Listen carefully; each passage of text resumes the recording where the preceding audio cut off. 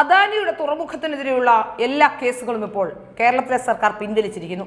വിഴിഞ്ഞത്തെ police station ആക്രമിച്ച case മാത്രം ആണ് ഇനി നിലനിൽക്കുക. ലത്തീൻ രൂപതയുടെ ആവശ്യം തള്ളി രംഗത്ത് വരികയാണ് പിണറായി വിജയൻ.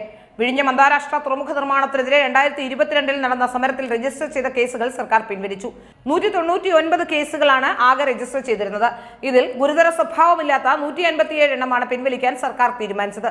ഈ കേസുകൾ പിൻവലിക്കണമെന്ന് ആവശ്യപ്പെട്ട് ലഭിച്ച വിവിധ അപേക്ഷകളുടെ അടിസ്ഥാനത്തിലാണ് സർക്കാർ കേസുകൾ പിൻവലിക്കാൻ തീരുമാനമെടുത്തത്. പോലീസിനെ ആക്രമിച്ചതടക്കമുള്ള ഗുരുതര സ്വഭാവമുള്ള 42 കേസുകൾ നിലനിൽക്കുമെന്ന് സർക്കാർ വ്യക്തമാക്കുന്നു.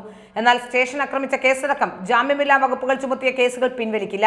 സമരത്തിന്റെ ഭാഗമായി എടുത്ത മുഴുവൻ കേസുകളും പിൻവലിക്കണമെന്ന് ആവശ്യപ്പെട്ട് തിരുവനന്തപുരം ലത്തീൻ അതിരൂപത മുഖ്യമന്ത്രിക്ക് നിവേദനം നൽകിയിരുന്നു.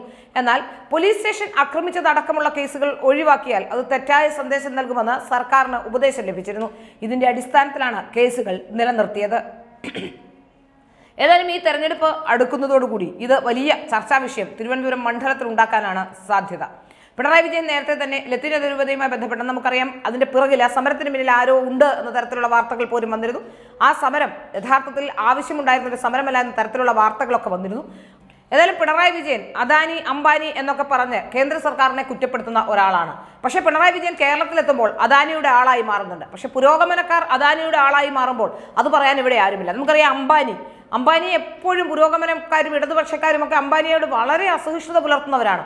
പക്ഷേ കേരളത്തിലൊരു അംബാനിയുടെ നേതൃത്വത്തിലൊരു ചാനൽ വന്നപ്പോൾ അംബാനിയുടെ ചാനലിലുള്ളവരെല്ലാം എല്ലാ അന്തംകമ്പി ജേർണലിസ്റ്റുകളും യഥാർത്ഥത്തിൽ അംബാനിയുടെ ചാനലിൽ നിന്ന് ശമ്പളം വാങ്ങി ജീവിക്കുന്നവരാണ്. ഇവർക്കൊക്കെ പറയുന്നതൊന്നും പ്രവർത്തിക്കുന്നതൊന്നും അതുകൊണ്ട് ഇവർക്കൊന്നും പ്രശ്നമില്ല. അതുപോലെ തന്നെയാണ് പിണറായി വിജയന്റെ ഇപ്പോഴത്തെ നിലപാട്.